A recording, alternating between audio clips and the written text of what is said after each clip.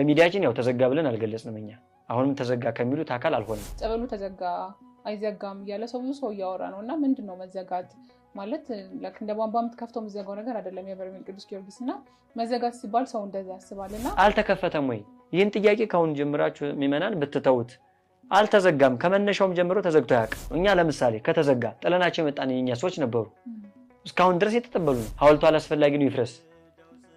ሲባል እንሰማለን ለምን ይፈርሳል አላስፈላጊ ተሆነ ቀደም ለምን ተሰራ የግለሰብ በተለያየ አሁን ላይ በተለያየ መንገድ ይነሳል ማን እንደሱ ሰርቶ ያሳያል ነው አሁን ጥያቄ በውሸት ተዘጋ ብለሽ ጨራታ ገጥመሽ ገንዘብ ይዘሽ በጉልበትሽ ብቻ ሰው የምታገኝ ከሆነ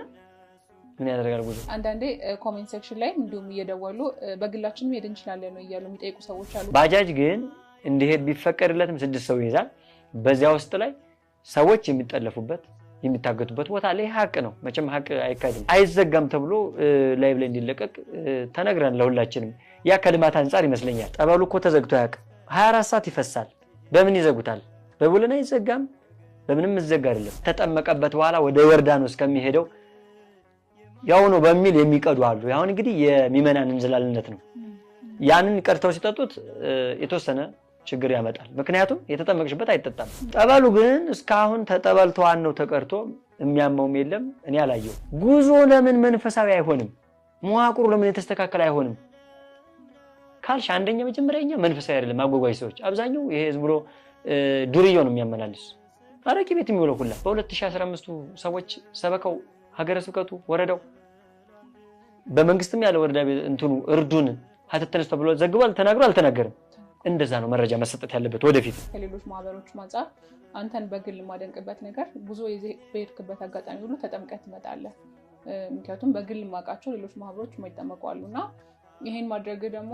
ምን ያህል ለኛ ማህበር በረከት እንደሚያመጣ በየቀኑ አይዋለው መጥቶ መውሰድ ይቻላል እንግዲህ በዚሁ ባድራሻችን እየደወለ ሰው አንድ ሊትር ብቻ ከዛ በላይ አይቻልም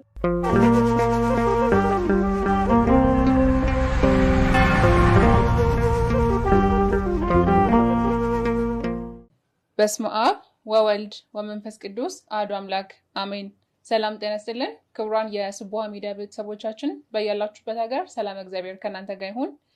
ዛሬ ከወንድማችን ኃይለ ማርያም ጋር አንዳንድ መረጃዎችን ወደ እናንተ ለማቀበል ሰዓታችንን ጠብቀን በስቱዲዮ ተገኝተናል ከኛ ጋር ቆይታ እንድታደርጉ ግብዣችን ነው ወንድማችን ኃይለ ማርያም እንደምን ነህ እግዚአብሔር ይመስገን እንደምሰነበታችሁ እንደምቆያችሁ ለቀናት ነው ለሳምንታት ያህል ተለያይተን ነበር አልነበርክምና መልካም እንግዲህ ያው ከሚዲያውም ራቅ ብያለሁ እንዲሁም ደግሞ ከናንተ ጋርም ሆነ ከአዲስ አበባ ለአንድ ሳምንት ያህል ከአንድ ሳምንት በላይ ቆይታ አድርጌ ነው የመጣሁት እንግዲህ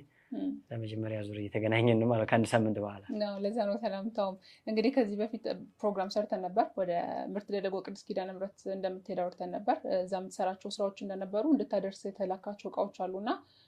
በነዛ ጉዳዮች ሄደህ ነበርና እንዴት ነበር ከመጀመሪያው ከመንገዱ ምክንያቱም አሁን ያለው የመንገዱ ሁኔታ በጣም የሚያሰጋ ነውና እንደ ግለሰብ ተነስተህ ስትሄድ መንገድ ላይ እንዴት ነበር ጉዞው ቦታ ላይ ስትደርስ የነበረው ሁኔታ እንዴት ነበር እንግዲህ አድማጭ ተመልካቾቻችን ሁልጊዜም እንደምትከታተሉን እውነቱን እናገራለን ያው ለሁላችንም መረጃ ስለማይናቅ መረጃ እንቀባበላለን ማለት ነው ብሩክታይት ከዚህ ተነስቼ እንግዲህ ባህር ዳር ነው ያው ጉዟችን መነሻ ባህር ዳር ነው ባየር ማለት ነው ከዛ በኋላ ባህር ዳር አድረናል ካደርን በኋላ ምናልባት አጋጣሚውን ተጠቅሜ ሁለት ሰዎች የሚሄዱ ሰዎች ነበሩ እነሱም ግዴታ አንተ እንደሆን ከሆነናለን ያሉ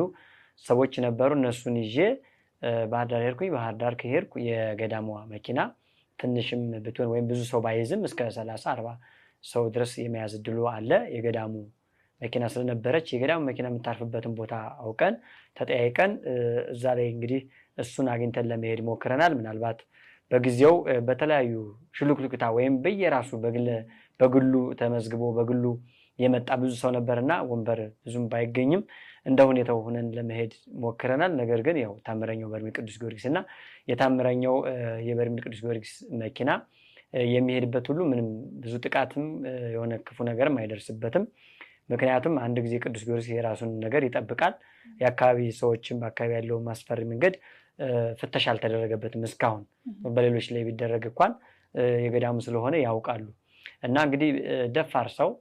በተለይም የቅዱስ ጊዮርጊስ ታምር ይደረግልኛል ያለ ጫካውም ተህመም አይበልጥም እንግልቱም ያለ ሰው ተሰባስበን ሰብሰብ ብለን ሄደናል እንግዲህ መንገዱ እንደምታውቂው ብሩክታይት